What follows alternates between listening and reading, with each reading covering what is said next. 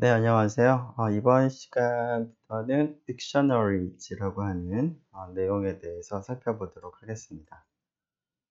우리가 앞에서 그 시퀀스 중에서 우리가 좀 많이 사용할 수 있는 것 중에 하나인 리스트라고 하는 것을 생각을 했는데요. 리스트와 같이 일종의 시퀀스, 즉 값들의 모임이기는 한데 그러한 것을 조금 더 일반화해서 사용할 수 있는 그러한 데이터 타입으로 딕셔너리라고 하는 것을 생각을 해보도록 하겠습니다. 자, 이러한 딕셔너리는 이제 파이썬의 여러 유용한 기능 중에서 아주 좋은 기능 중에 하나인데요.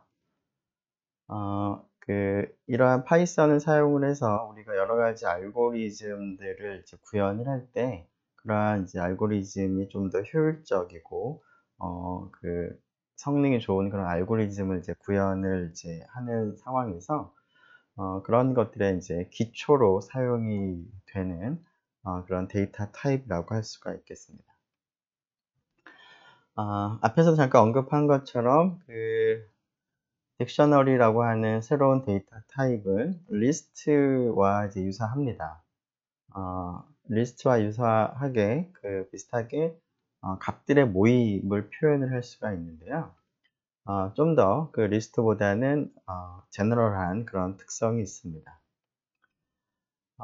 앞에서 우리가 리스트들을 우리가 생각을 할 때는 이제 여러 개의 값들을 이제 그 모임을 생각을 할 수 있는데, 그런 여러 개의 값들을 우리가 액세스를 할 때 인덱스를 사용했는데요. 리스트에서 인덱스는 0부터 시작을 하는 이제 정수 값을 사용을 했습니다. 즉 가장 앞에 있는 원소, 그 다음에 있는 원소 등등으로 인덱스, 정수형의 인덱스를 사용을 했는데요. 딕셔너리에서는 그 인덱스 역할을 하는 것이 반드시 정수만 되는 것이 아니라 임의의 타입이 가능합니다. 물론 이제 불가능한 것도 있는데 거의 모든 대부분의 타입이 인덱스 역할을 할 수가 있다라는 좀 더 일반적인 특성을 가지고 있습니다. 리스트와 동일하게 이제 딕셔너리는 이제 값들의 모임인데요. 조금 전에 얘기한 것처럼 인덱스라고 하는 것이 그 인티저만을 우리가 허용하는 것이 아니라 일반적으로 다양한 형태의 인덱스를 우리가 사용을 할 수 있기 때문에 딕셔너리를 우리가 구성을 할 때는 그 인덱스의 모임도 어떻게 되는지를 우리가 관리할 필요가 있습니다. 보통 이런 인덱스의 모임을 우리가 키라고 부르는데요. 하나하나의 인덱스를 보통 우리가 키라고 부르고, 인덱스의 이제 모임을 우리가 키즈라고 부르겠습니다.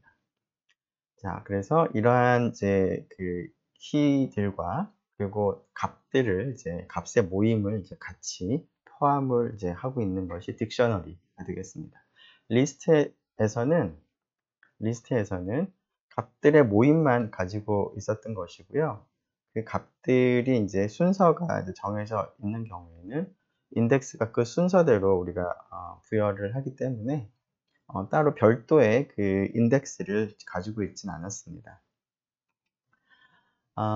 이러한 이제 키와 그 값들의 모임을 이제 딕셔너리가 가지고 있는데, 각각의 키는 하나의 값과 이제 연결이 됩니다.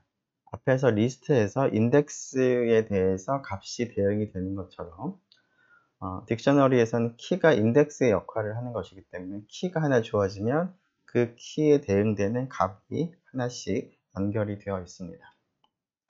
자, 이러한 이제 키와 그것에 대응하는 값의 그러한 그 연결 관계, 그런 모임을 우리가 간단하게 키 밸류 페어, 즉 키와 값의 순서쌍이라는 표현을 이제 쓰거나 혹은 간단하게 줄여서 아이템이라는 표현을 사용을 합니다.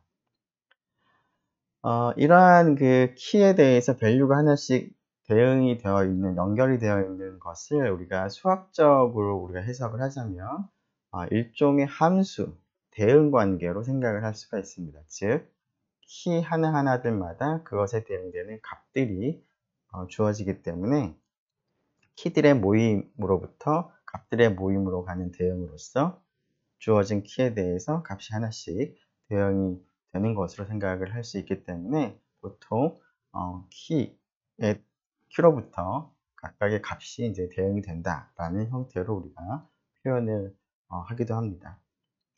자, 이러한 그 딕셔너리를 이제 만드는 방법을 좀 생각을 해보면 dict라는 함수를 사용을 하는 것이 한 가지 방법입니다.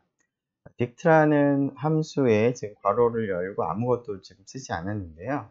자, 이렇게 이 함수를 이제 호출하게 되면 이 함수는 아무 원소도 가지고 있지 않은, 즉 아이템이 아무것도 없는 비어 있는 딕셔너리를 생성을 해서 그것을 리턴을 하게 됩니다. 자, 리턴이 된 것을 지금 eng2sp 라고 하는 이름의 베리어블에 지금 assign을 이제 한 것인데요. 자, 이것이 어떤 모양인지 한번 출력을 한번 해보기 위해서 인터랙티브 모드에서 이 변수 이름을 타이핑을 이제 해보고 엔터를 이제 입력을 하게 되면 그 결과가 다음과 같이 보이는데 이렇게 그 중괄호로 딕셔너리가 표기가 됩니다. 자, eng2sp는 English to Spanish라고 하는 이제 것을 이제 생각을 해서 만든 이름인데요. 즉 영어 단어를 이제 스페인 단어로 이제 바꾸는 그러한 용도로 사용할 수 있는 그런 변수를 우리가 만들고자 이러한 이름을 이제 정했는데요. 자, 이러한 그 딕셔너리에 대해서 지금은 이제 empty 딕셔너리를 이제 만드는 방법을 생각을 했는데, 자, 물론 이제 그 dict라고 하는 이제 함수를 사용을 이제 하는 방법뿐만 아니라 딕셔너리를 이제 출력을 해보면 이러한 이제 중괄호로 지금 표현이 되는데 중괄호를 직접 타이핑을 해도 empty 딕셔너리가 얻어집니다. 즉 앞에서 그 dict라는 함수를 호출하는 것 대신에 eng2sp는 하고 그냥 중괄호를 열고 닫고만 해도 empty 딕셔너리가 만들어집니다. 자, 이것은 그 리스트를 만들 때도 우리가 리스트를 이제 출력을 할 때 이러한 이제 스퀘어 브래킷을 이제 사용을 해서 표현이 됐었는데요.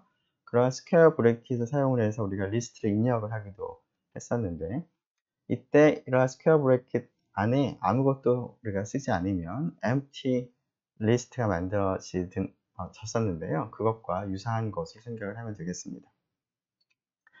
자, 이러한 empty 딕셔너리는 별로 의미가 없을 것 같은데 이러한 empty 딕셔너리에 이제 아이템, 즉 키와 밸류의 일종의 쌍이 되겠죠.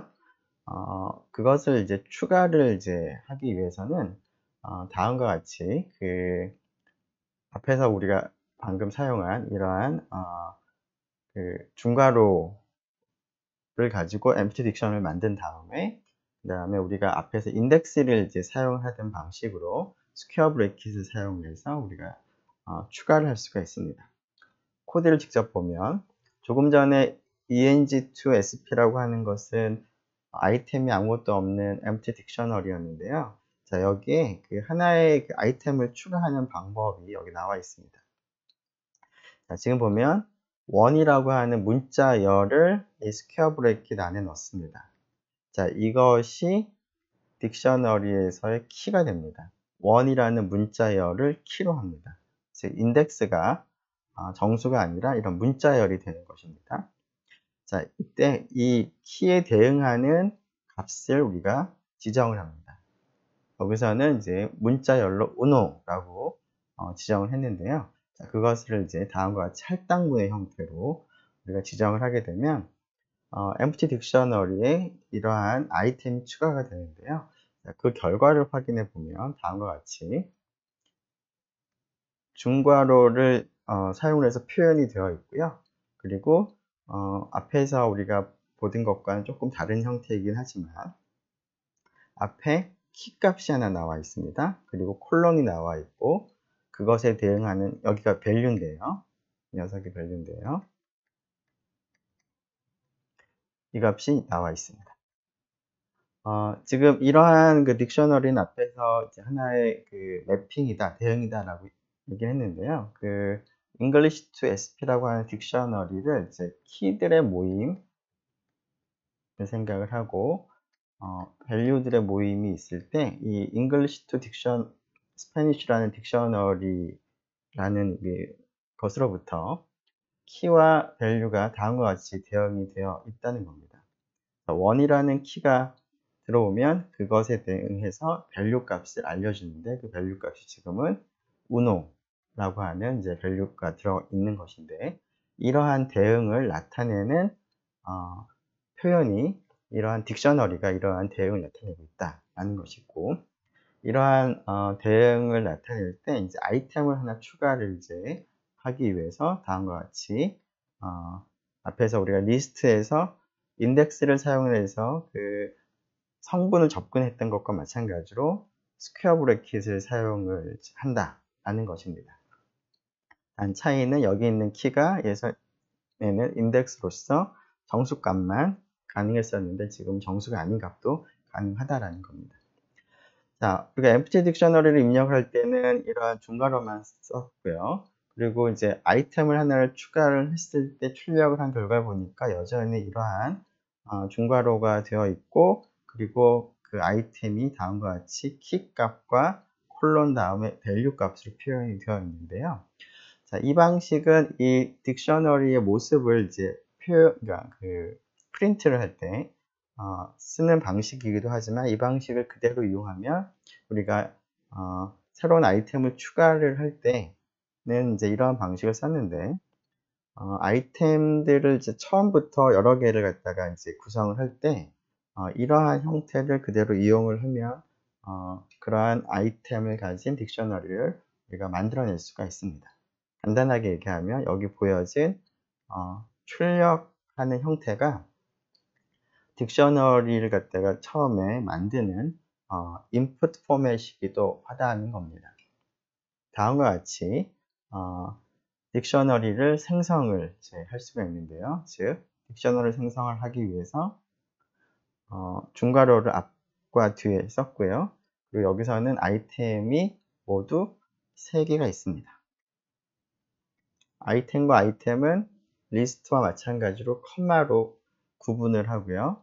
각각의 아이템은 키값과 콜론과 밸류 값, 키값, 콜론, 밸류, 키, 콜론, 밸류 형태로 아이템들을 우리가 추가를 할 수가 있습니다. 자, 이렇게 그 오른쪽과 같이 쓰게 되면 3개의 아이템을 가진 딕셔너리가 생성이 되고, 그 딕셔너리를 ENG2SP 할당을 했기 때문에 ENG2SP라는 변수가 이 생성된 딕셔너리를 가리키게 됩니다. 자, 지금 이렇게 3개의 아이템으로 구성된 딕셔너리가 표현하는 것은 앞에서 함수로 생각을 한다면, 지금 이 딕셔너리는 키들의 모임과 밸류들의 모임을 가지고 있는데, 키들은 이제 1, 2, 3가 있는 것이고요. 그리고 밸류들은 uno, 그 다음에 dos, 그 다음에 tre가 있는데, 이것이 그냥 별도로 다 독립적으로 있는 것이 아니라 그 키와 밸류가 연결이 되어 있는 것이죠. 1이라고 하는 키에 대응하는 밸류는 uno, 2에 대응하는 밸류는 dos, 그 다음에 3에 대응하는 밸류는 tre라고 하는 것입니다. 즉, 리스트에서는 이 인덱스가 0, 1, 2와 같은 정수였는데, 그것 대신에 지금은 이제 문자열로 키를 사용을 해서 그것에 대응하는 밸류가 어떻게 되는지를 딕셔너리로 나타낼 수가 있겠습니다. 자, 이러한 그 English to SP를 갖다가 조금 전처럼 입력을 한 다음에 그 출력을 한번 해보면 그 컴퓨터들마다 조금 다를 수가 있는데 경우에 따라서는 다음과 같이 출력이 되기도 합니다. 자, 조금 전에는 순서를 1을 먼저 입력하고요. 그 다음에 2를 입력을 하고 그 다음에 3를 입력을 했는데 출력을 해보면 그 순서가 뒤바뀌게 나오기도 합니다. 자, 그런데 이러한 그 딕셔너리를 구성하고 있는 아이템들이 나타나는 순서는 일반적으로 그 컴퓨터들마다 상황들마다 좀 다르기 때문에 unpredictable 한데요. 이 입력된 순서와 출력된 순서가 다르다라고 하는 것이 문제가 되지는 않습니다. 왜냐하면 앞에서 리스트는 우리가 그 어떤 t라고 하는 리스트를 입력을 할 때 3, 8, 9라고 한다면 제일 앞이 3이고 그 다음이 8이고 그 다음이 9인데 이것이 입력할 때랑 뭐 그 다음에 그 막 사용을 하다가 순서가 바뀌어져 있다. 그래서 어느 순간 보니까 이게 8, 9, 3으로 바뀌어 있다. 뭐 특별히 이렇게 순서를 바꾸지 않았음에도 불구하고 그랬다고 한다면 이제 문제가 되겠습니다. 왜냐하면 그 우리가 리스트에서는 어떤 원소를 접근을 할 때 그 원소가 몇 번째 있는 것인가 하는 인덱스를 사용을 했는데요. 우리가 특별히 값을 바꾸지 않았음에도 불구하고 그 순서가 바뀐다는 얘기는 인덱스에 대응하는 값이 바뀐다라는 것을 의미하기 때문에 그럴 때는 문제가 되긴 하지만 지금은 딕셔너리이기 때문에 딕셔너리의 아이템, 즉 value를 접근할 때는 인티저 인덱스가 아니라 키를 사용을 해서 우리가 그 value를 우리가 알아보는 것이기 때문에 이렇게 아이템의 순서가 바뀌는 것은 중요하지 않습니다. 아무런 문제가 되지 않습니다. 어쨌거나 이렇게 바뀌더라도 1이라는 키에 대응하는 value는 여전히 uno고요. 2라는 키에 대응하는 value는 여전히 DOS고 3라고 하는 키에 대응하는 value는 true로 그것은 변함이 없습니다. 즉 아이템들이 등장하는 순서는 바뀔지언정 아이템에서 키와 밸류가 대응되는 그 관계는 변함이 없기 때문에 전혀 문제가 없겠습니다. 자, 이러한 상황에서 우리가 어떤 이제 그 밸류를 우리가 액세스하고 싶다라고 한다면 앞에서 우리가 그 딕셔너리에서 새로운 아이템을 우리가 그 추가를 하고자 할 때 스퀘어 브래킷을 사용을 했었는데요. 자, 그것을 그대로 사용을 하면 이 입력된 키에 대응하는 value를 얻을 수가 있습니다. 이 전체가 이 딕셔너리에 대해서 to라는 키에 대응하는 value를 액세스하는 그러한 표현이 되겠습니다. 지금 보는 것처럼 DOS로 잘 나오는 것을 볼 수가 있습니다. 즉 아이템의 순서가 바뀐다고 하더라도 to라는 키에 대해서 DOS라는 value가 대응되는 것은 바뀌지가 않았으니까 아이템이 등장하는 순서는 전혀 상관이 없겠습니다. 자, 이때 그 키를 통해서 그 딕셔너리에 있는 value를 우리가 액세스를 하는데요. 만일에 그 키 값이 이 딕셔너리에 존재하지 않는 그런 키인 경우에는 에러가 발생을 하는데 다른 말로 우리가 예외라는 표현으로 exception이라는 표현을 쓰기도 합니다. 자, 조금 전에 ENG2SP라는 이름의 딕셔너리에는 3개의 아이템이 있었고요. 키는 1, 2, 3였는데요. 자, 4라는 키에 대응하는 value는 당연히 없고 4라는 키 자체도 없습니다. 자, 그런데 4라는 키에 대응하는 value를 액세스를 이제 하려고 하는 이러한 이제 코드를 사용하게 되면 다음과 같은 에러가 발생합니다. exception이 발생합니다. 자, 보면 key error라고 되어 있습니다. 즉 키 값에 문제가 있다, 키가 오류다 라는 것을 알 수가 있습니다. 자, 이것을 리스트에서 인덱스를 가지고 접근을 할 때 이 인덱스가 주어진 범위를 벗어나게 되면 out of index, out of range라는 에러가 발생한 것과 유사한 에러라고 볼 수가 있겠습니다. 앞에서 우리가 그 리스트를 구성하고 있는 이제 원소의 개수를 우리가 알고자 할 때 len이라고 하는 이름의 함수를 이제 사용을 했었는데요. 자, 이 함수는 딕셔너리에도 우리가 사용을 할 수가 있습니다. 딕셔너리에 사용을 하게 되면 이 딕셔너리에 포함되어 있는 아이템의 개수, 즉 키밸류 페어의 개수를 우리가 알아낼 수가 있습니다. 즉, 조금 전처럼 ENG2SP에 3개의 아이템이 들어가 있는 경우에는 length, len을 사용하게 되면 아이템의 개수를 알려주게 됩니다. 자, 그런데 그 앞에서는 이제 인덱스, 리스트의 경우에 인덱스가 잘못된 인덱스인지 아닌지를 확인하기 위해서는 그 안에 들어가 있는 성분의 개수가 몇 개인지를 이제 알아야 되는데요. 조금 전처럼 이제 for라고 하는 이 키가 지금 이 딕셔너리에 포함되어 있는지 포함되어 있지 않는지는 아이템의 개수만으로는 확인할 수는 없는 것이죠. 자, 그래서 딕셔너리에서는 어떠한 키가 딕셔너리 안에 그 포함이 되어 있는지 포함이 되어 있지 않은지를 확인할 수 있는 방법을 제공을 하는데 in이라는 오퍼레이터를 사용을 하면 됩니다. 우리가 앞에서 in이라는 오퍼레이터를 여러 가지로 생각을 이제 사용을 했었는데요. 대표적인 게 뭐 이런 것이었죠.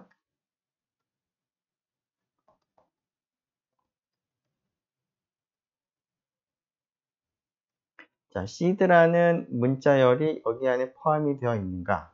혹은 뭐 글자 하나만 생각을 한다면 a라는 그 글자가 뭐 오른쪽에 있는 문자열에 포함이 되어 있는가를 이제 확인할 때 in이라는 것을 사용을 했는데 그때 사용했던 in이라는 그 의미와 비슷하게 딕셔너리에서 다음과 같이 어떠한 키 값인지 확인하고자 하는 어떤 값을 먼저 쓰고 그 값 다음에 in을 쓰고 그 다음에 딕셔너리를 가리키는 베리어블 이름을 쓰게 되면 이 베리어블이 가리키고 있는 딕셔너리의 키 중에서 이 값이 키로 포함이 되어 있는가를 확인해서 포함을 하고 있으면 true를 리턴을 하는 true가 되고 그렇지 않으면 false가 되는 그러한 역할을 하는 이제 오퍼레이터가 in이 되겠습니다.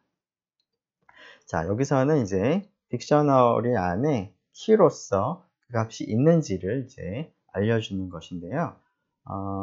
우리가 조금 전에 for에 대응하는 이제 키가 있는지를 이제 확인을 이제 하고자 할 때는 for라는 키가 있는지를 확인하고자 할 때는 이렇게 하면 됩니다. 자, 근데 여기서 그 이 in이라고 하는 오퍼레이터는 이 녀석이 키로서 이 안에 포함되어 있는가를 확인하는 것이지, 이 값이 이 딕셔너리의 value로서 포함이 되어 있는가를 확인하는 것은 아닙니다. 자, 그 차이를 여러분들이 잘 기억을 하면 좋겠고요. 자, 그래서 그 ENG2SP라는 딕셔너리 안에 1이라는 키가 포함이 되어 있기 때문에 참을 이제 리턴을 하는 참이라고 되어 있는 것을 볼 수가 있고요. 자, uno가 있긴 있지만 uno가 딕셔너리 안에 키로 써 있진 않죠. value로 써 있습니다. 그래서 이 in이라고 하는 오퍼레이터는 키로서 포함되어 있는가를 확인하는 것이기 때문에 uno라는 키는 없기 때문에 false가 나오는 것을 볼 수가 있습니다. 자, 경우에 따라서는 이제 그 조금 전에 이 uno가 키 중에는 uno라는 키는 없는데 value 중에 uno라는 값을 value로 하는 아이템은 있는가 하는 것을 이제 확인하고자 하는 경우도 물론 발생을 할 수가 있을 텐데요. 자, 그럴 때는 딕셔너리로부터 values라고 하는 메소드를 사용을 해서 딕셔너리를 구성하고 있는 아이템에 대해서 아이템 중에서 value 값만 다 이렇게 묶어내서 그 value들만의 모임을 리턴을 합니다. 자, 이 value들의 모임은 뭐 리스트랑 비슷하다고 생각하면 되겠습니다. 즉, value들의 리스트. 근데 물론 정확하게는 뭐 리스트하고는 조금 차이는 있는데요. 어쨌거나 그 value들의 모임이 되는데 이 밸류들의 모임을 얻고 난 다음에 이 밸류들의 모임에 in이라는 오퍼레이터를 사용을 하면 밸류로서 어떤 값이 포함이 되어 있는지를 확인할 수가 있겠습니다. 자, 다음과 같이 하는 것이죠. 자, 메소드이기 때문에 eng2sp 다음에 점을 찍고요. values라고 하고 그냥 빈 괄호를 열고 닫게 되면 이 eng2sp라는 딕셔너리 안에 포함되어 있는 아이템에 대해서 value들만 다 모아가지고 value들의 모임을 return을 이제 하는데 그것을 vars라고 하는 이름의 그 variable에 지금 assign을 했습니다. 그래서 uno라고 하는 것이 value에 포함이 되어 있는지를 확인하고 싶다면 이 value들의 모임 안에 포함이 되어 있는지를 확인하면 되겠습니다. 물론 이 경우에는 포함이 되어 있으므로 참이 되는 것을 알 수가 있습니다. 그 딕셔너리라고 하는 이제 이러한 타입을 이제 그 파이썬에 이제 사용할 수 있도록 이제 내부적으로 이러한 자료를 이제 구성하는 그러한 관리하는 방법이 필요한데요. 자, 그러한 관리를 할 때 그 파이썬은 내부적으로 해시 테이블이라고 하는 것을 이제 그 이용을 합니다. 자, 이러한 해시 테이블이라는 알고리즘을 이제 사용을 하기 때문에 그 어떠한 값이 어떤 딕셔너리의 키로 존재하느냐를 확인을 할 때는 굉장히 빠르게 이러한 결과를 알아낼 수 있습니다. 이 딕셔너리를 구성하고 있는 아이템이 굉장히 많은 아이템을 이제 가지고 있다고 하더라도 이 키가 이 안에 들어있는지 확인하는 과정은 굉장히 빠르게 처리를 합니다. 해시 테이블이라는 것을 사용을 해서.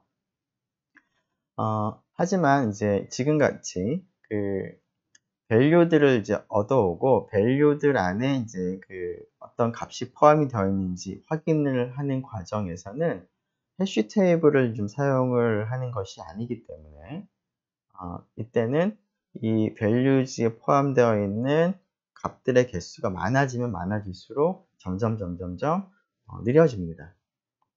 자, 그래서 이런 해시 테이블 때문에 이런 오퍼레이션이 굉장히 효율적으로 동작을 한다는 것을 상식적으로 기억을 하면 좋을 것 같습니다. 자, 이러한 딕셔너리에 대해서 간단하게 만들고 사용하는 방법을 얘기를 했는데요.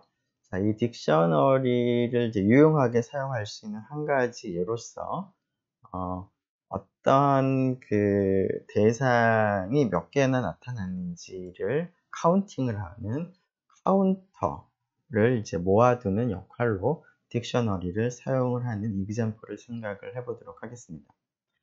다음 상황을 생각을 해보죠. 어떤 문자열을 하나 생각을 하고요. 그 문자열을 구성하는 각각의 글자들이 있겠습니다. 알파벳이라고 생각한다면 예를 들어서 바나나라고 하는 문자열이 있다면 이 바나나를 이제 구성하고 있는 문자들은 B, A, N, A, N, A가 될 텐데요. 자, 이 문자열 안에 A라는 문자가 몇 번 등장했는가? 일종의 도수, 영어로 frequency를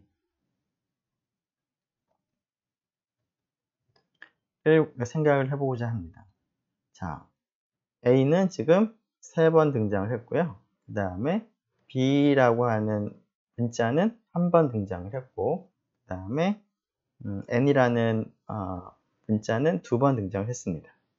자, 그래서 어떤 문자열이 있으면 그 문자열로부터 그 문자열을 구성하는 각각의 문자들에 대해서 그 문자가 몇 번 등장했는가 카운팅을 하고자 합니다. 자, 문자열이 들어왔을 때 오른쪽과 같은 것을 이제 계산을 하는 방법을 생각을 해보면 여러 가지 방법이 가능할 텐데요. 첫 번째는 알파벳이 모두 26개가 되기 때문에 어떤 이제 문자열이 들어올지 모르기 때문에 A가 뭐 포함되어 있을 수도 있고, B가 포함되어 있을 수도 있고, 뭐 G가 포함되어 있을 수도 있기 때문에 가능한 모든 26개의 변수, 그 알파벳을 고려해서 각각의 알파벳이 몇 번 등장했는지를 기록을 할 수 있도록 26개의 변수를 생성을 이제 한 다음에, 물론 이제 하나하나의 변수는 하나하나의 이제 문자에 대응이 되겠죠. 그래서 그 예를 들어서 우리가 이제 문자를 만들려면, 변수를 만들려면 A는 0, B는 0, 이런 식으로 지금 그 기억하기 쉽게 A가 몇 번 등장했는지를 카운팅하는 베리어블로 A라는 이름의 베리어블을 쓰겠다라는 겁니다. C 이런 식으로. 그래서 X, Y, G까지 있겠죠. 그래서 모두 26개의 변수를 다음과 같이 일일이 쭉 타이핑을 합니다. 물론 처음에는 등장을 아직 안 했으니까 카운팅을 아직 시작하기 전이기 때문에 0으로 초기 값을 이제 세팅을 했습니다. 자, 이렇게 26개의 베리어블을 보고, 자, 어떤 이제 문자열이 들어왔을 때 그 문자열을 이제 구성하는 각각의 알파벳을 봐야 되겠죠. 그래서 letter라고 할까요? letter in word라고 하죠. 이 문자열을 이제 word라는 이름의 변수에 지금 할당이 되어 있다라고 하고요. 그러면 이 letter가 word를 구성하고 있는 알파벳을 하나씩 하나씩 순서대로 바꿔가면서 반복을 할 텐데, 자, 이 letter가 A라는 글자일 수도 있겠고요. B라는 글자일 수도 있겠습니다. A라는 글자라면은 A라는 이제 그 글자가 몇 번 등장했는지를 기록하기 위해서 만든 이 변수를 하나 increase를 하는 것이 필요하겠습니다. 즉 A 플러스는 1이라고 쓰겠습니다. 자, 이것과 이것은 좀 구분을 해야 되겠죠? 이것은 문자열이고요. 이것은 이제 변수 이름입니다. 자, 그런데 지금 이 letter는 알파벳을 생각을 하고 있기 때문에 A라는 문자부터 G라는 문자까지 가능하기 때문에 if, else를 쓰든 뭐 if문을 쓰든 이런 if문을 모두 26번은 반복해서 써야 됩니다. 그리고 각각의 경우에 이제 해당하는 변수를 하나씩 증가시켜 주는 것이 필요합니다.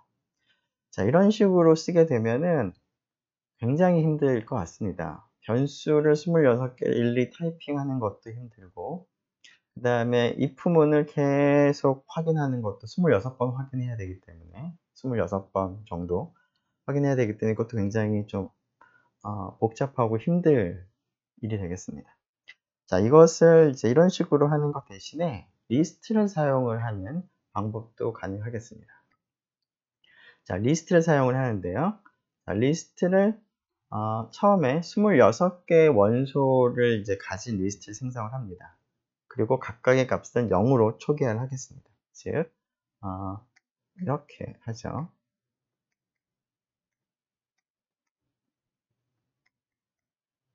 자, 물론 이제 그렇게 하진 않고 frequency라는 이름의 variable을 만들 때 26개를 이렇게 쭉 0을 갖다가 반복해서 타이핑을 이제 할 수도 있을 텐데 26개 0을 타이핑을 하는 것도 귀찮은 일이고 뭐 하다가 보면은 개수를 잘못 입력할 수도 있고 여러 가지 문제가 있을 수 있는데요.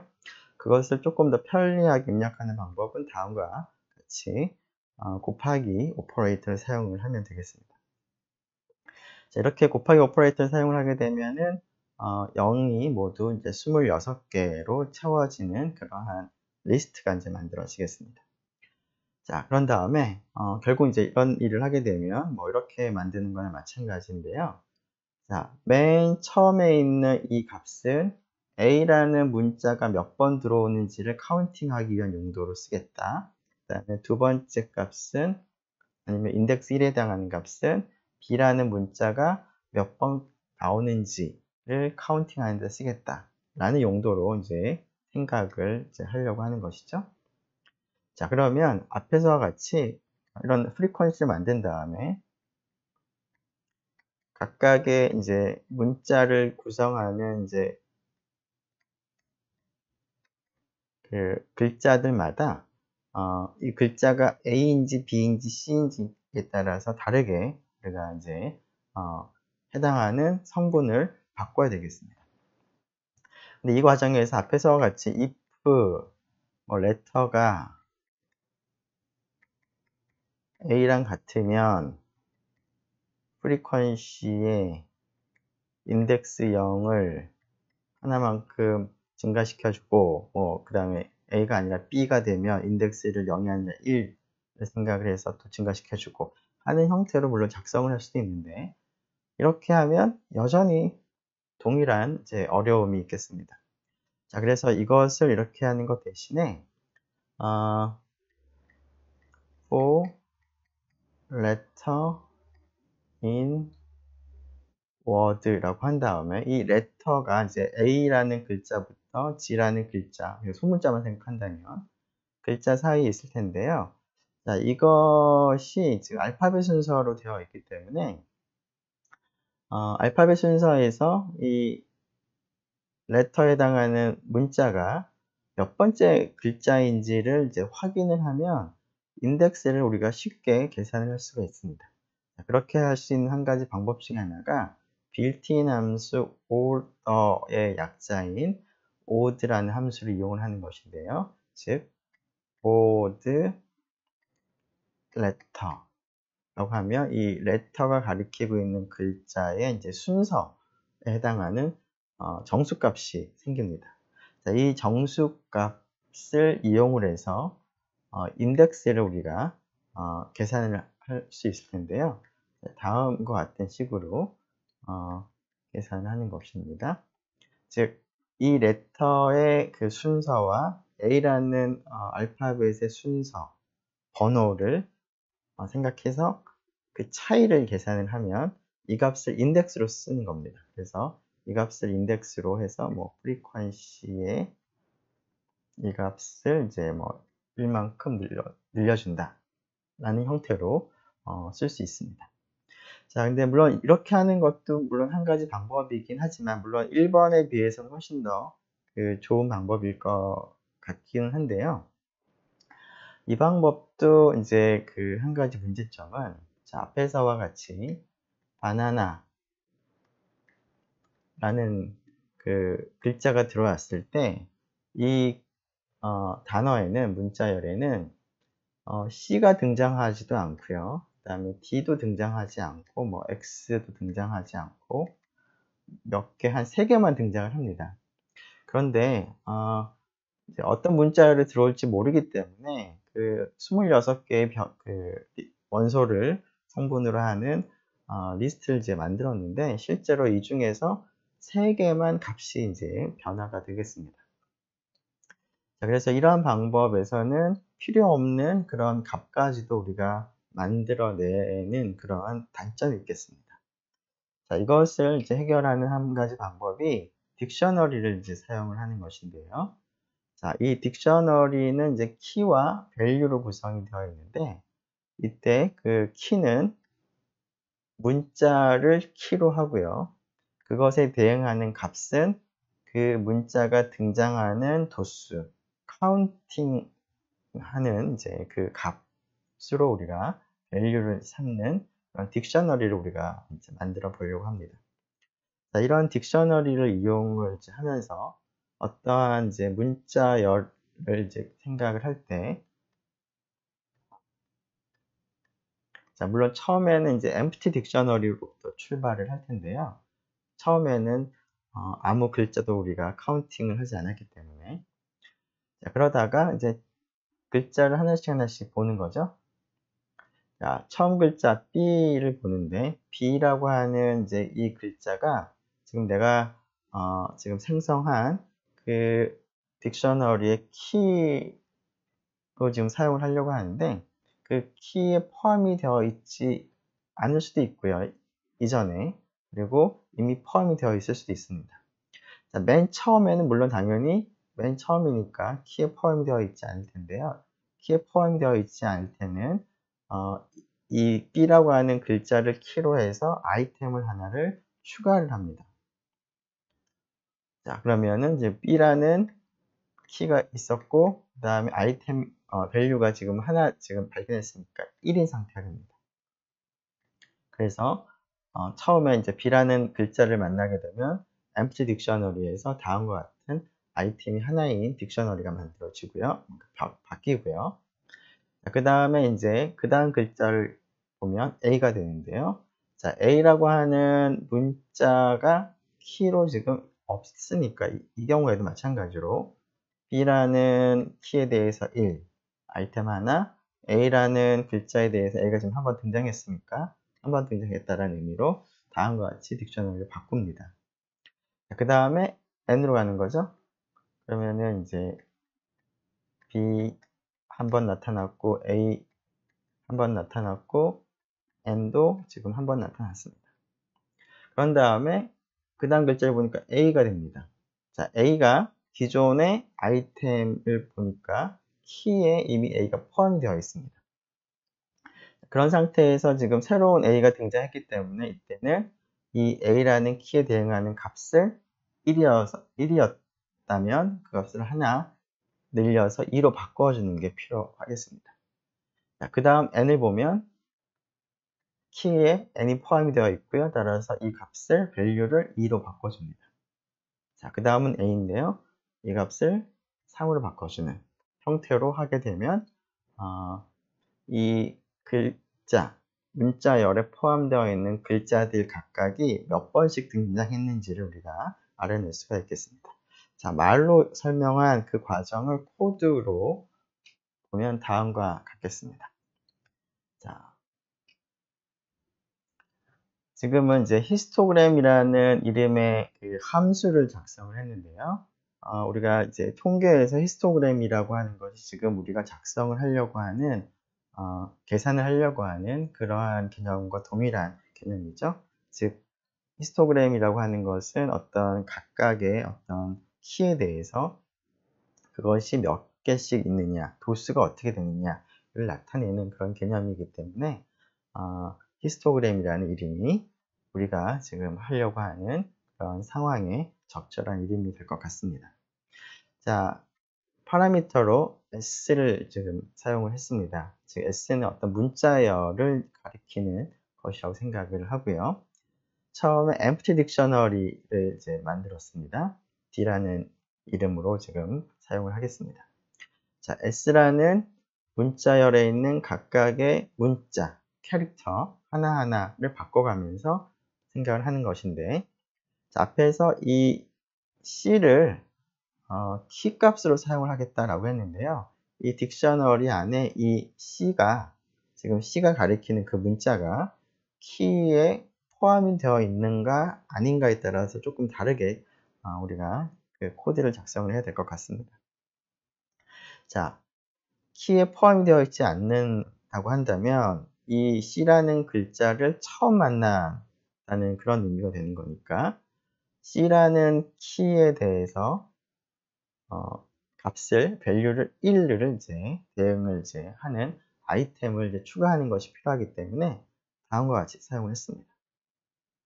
자, 이것이 false가 되면 즉 이미 D라는 딕셔너리 안에 C라는 그 값을 이제 키 값으로 가지고 있다는 뜻이고요. 따라서 그때의 밸류가 무엇인가 있을 텐데 그 값을 하나 증가시켜 주기 위해서 다음과 같이 플러스 이퀄을 썼습니다. 자, 이런 식으로 각각의 문자에 대해서 해당하는 문자가 기존에 나타났는지 나타나지 않는지에 따라서 조금씩 다르게 하면서 히스토그램, 즉 프리퀀시, 나타난 횟수를 카운팅을 할 수가 있습니다. 자, 이 딕셔너리를 만들어서 딕셔너리 리턴을 하는 형태로 작성을 했습니다. 자, 이렇게 우리가 딕셔너리를 사용을 하면 이제 조금 더 간편하게 사용을 할 수가 있는데요. 자, 앞에서 우리가 원하는 일을 하기 위해서 세 가지 방법을 생각을 했습니다. 어떤 계산을 이제 실제로 수행을 하는 방법은 다양할 텐데요. 그러한 구체적인 방법을 우리가 implementation, 우리말로 뭐 구현이라는 말을 씁니다. 자, 이러한 이제 구현은 여러 가지로 가능할 텐데, 지금 처음에는 별도의 변수 26개를 사용하는 그런 구현 방법이었고요. 두 번째는 리스트를 사용하는 그런 방법, 세 번째는 딕셔너리를 사용하는 임플리멘테이션이었는데요. 자, 이 세 가지 중에서 이 딕셔너리를 사용하는 임플리멘테이션이 여러 가지로 장점이 있는데, 그 중에 하나가 어떤 이제 문자열이 있으면 그 문자열에 등장하는 글자가 어떤 것이 실제로 나타나는지를 미리 살펴보지 않아도 되고, 그리고 그 문자열에 나타나는 글자에 대해서만 실제로 값이 추가가 되는 그러한 그 장점이 있습니다. 자, 1번이나 2번은 어떤 문자열에 대해서는 이제 필요 없는 그러한 값들도 미리 우리가 생각을 이제 하는 것인데, 3번은 그렇지가 않다는 것도 하나의 장점이 되겠습니다. 자, 이것을 이제 사용을 하는 한 가지 example을 보면, 히스토그램이라는 함수를 정의하고 나서 다음과 같은 문자열 브론토사우루스라고 하는 어떤 공룡의 이름을 이제 입력을 했는데요. 자, 그것의 return 값을 h에 할당을 했습니다.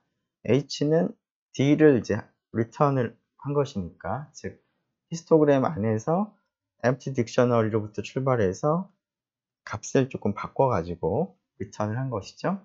즉 h는 어떤 딕셔너리를 이제 가리키고 있을 텐데, 그 녀석을 살펴보니까 다음과 같이 딕셔너리 형태, 지금 짧아서 뒤에가 좀 다 보이지 않는데요. 딕셔너리 형태로 나와 있고 아이템들이 여러 개가 있습니다. 자, 첫 번째 아이템은 키가 A가 되고요. 그 다음에 값이 1이고, 두 번째 아이템은 키가 B고 값이 1입니다. 즉 여기서 A가 한 번 등장했고요. B도 한 번 등장했고요. O가 여기하고 여기 두 번 등장했죠.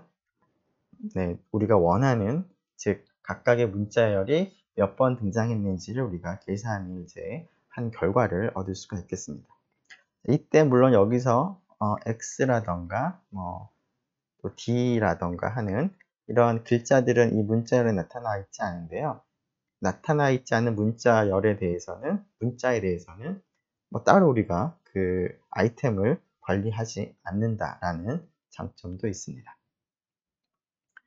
자, 딕셔너리의 이제 메소드를 앞에서 한 가지 이제 values라고 하는 메소드를 살펴봤는데요. 자, 또 다른 메소드로서 get이라는 메소드도 유용하게 사용이 되는데, get이라고 하는 메소드는 키 값을 아규먼트로 하고요. 또 다른 아규먼트로 어떤 값을 우리가 아규먼트로 전달을 하면 됩니다. 자, 만일에 그 전달한 키가 이 딕셔너리 안에 포함이 되어 있는 경우라면 이 get이라는 메소드는 이 키에 대응하는 값을 리턴을 합니다.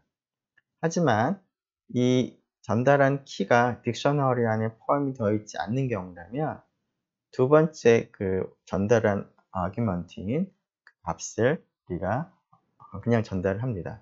리턴을 합니다. 그래서 이 값을 디폴트 value라고 우리가 얘기할 수 있겠습니다. 사용하는 방법은 다음과 같습니다. 자, 일단 딕셔너리를 하나 만들기 위해서 그냥 간단한 문자열 A를 생각을 했고요. 그것으로부터 다음과 같은 딕셔너리를 하나를 구성을 했습니다. 자, 여기에는 아이템이 하나밖에 없습니다. 키가 A가 됩니다. 자, 다음과 같이 h라는 딕셔너리 메소드이므로 점을 찍고 get이라고 한 다음에 자, 키 값을 쓰고 값을 씁니다. 자, 이렇게 쓰게 되면 h라고 하는 딕셔너리에는 a를 키로 가지고 있는데요. 자, 그런 경우에는 이 값이 아니라 그것에 대응되는 값을 리턴을 하는 것이고요.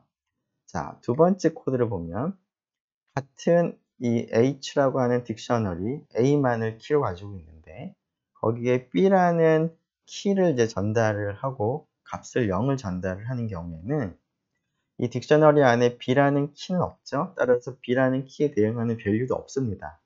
자, 그런 경우에 앞에서는 에러가 발생을 했었죠. 즉 앞에서는 이렇게 하면 1이 리턴 됐었고요. 이런 식으로 하면은 B라는 키가 없었으니까 에러가 발생했습니다. 자, 그런데 get이라는 메소드를 쓰게 되면 에러가 발생하지 않습니다. 대신에 값이 없으니까 B라는 키에 대응하는 값이 없으니까 리턴할 값이 없어서 그럴 때는 오른쪽에 전달하는 디폴트 밸류를 리턴을 합니다. 자, 이 get을 이제 이용을 하게 되면 에러를 이제 발생을 시키지 않는 그런 장점이 있기 때문에 앞에서 우리가 그 작성한 히스토그램을 조금 더 간결하게 작성을 할 수도 있습니다. 자, 무슨 얘기냐면 조금 전에 우리가 딕셔너리를 이제 사용을 할 때 C라는 키가 뒤에 있느냐 없느냐에 따라서 지금 if문을 나누어 줬는데요. 자, 이것을 그 if문을 쓰지 않고 if문을 이제 쓰지 않고 제거를 하면서 간단하게 바꿀 수가 있다는 겁니다. get이라고 하는 메소드를 쓰게 되면 어떻게 하면 될까를 한번 생각을 해보죠. 자, D라는 딕셔너리 안에 C라는 키가 있느냐 없느냐를 생각을 해보는 겁니다. 자, 그리고 디폴트 밸류를 쓰는 건데요. 자, 이 값을 이제 이용을 해서 그 새로운 값을 우리가 설정을 하면 되겠습니다. 자, 이 값은 어떻게 하면 될 거냐면 기존에 만약 값이 있었다면 그 값에다가 지금 새로 하나 더 문자가 발견됐으므로 여기다 1을 더 더하면 되겠습니다. 자, 그런데 여기 있는 것이 기존에 발견되지 않은 것이라서 없었다면 지금 만나는 C는 처음 만나는 C가 되기 때문에 이 디폴트 밸류가 0으로 나오면 처음 나온 값이기 때문에 이 값이 0이 되면 그냥 1만 더하게 되면 내가 원하는 초기값 처음 이제 만났으니까 1이 할당이 되는 것을 볼 수가 있습니다. 그래서 이 4개의 라인을 get이라고 하는 것을 사용하게 되면 에러가 발생하지 않으면서 디폴트 밸류를 리턴을 하는 그러한 특성을 사용해서 다음과 같이 라인 하나로 바꿀 수가 있을 것 같습니다. 네, 이번 시간에는 우리가 뭐 따로 이렇게 실제 코드를 사용하지는 못했는데요. 다음 시간에 우리가 딕셔너리에 대해서 조금 더 살펴보면서 코드를 직접 수행하는 것도 한번 같이 해보도록 하겠습니다. 네, 수고 많았습니다.